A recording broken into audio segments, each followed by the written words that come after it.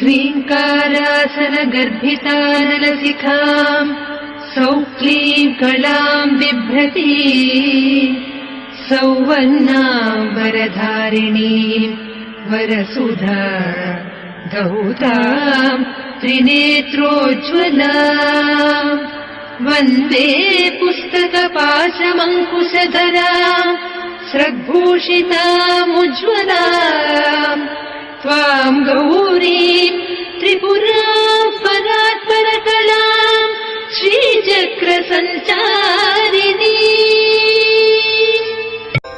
ॐ ऐं ह्रीं श्रीं ऐं क्लीं सौः। ॐ नमस्त्रिपुरसुन्दरी हृदयदेवी शिरोदेवी शिखादेवी कवचदेवी नेत्र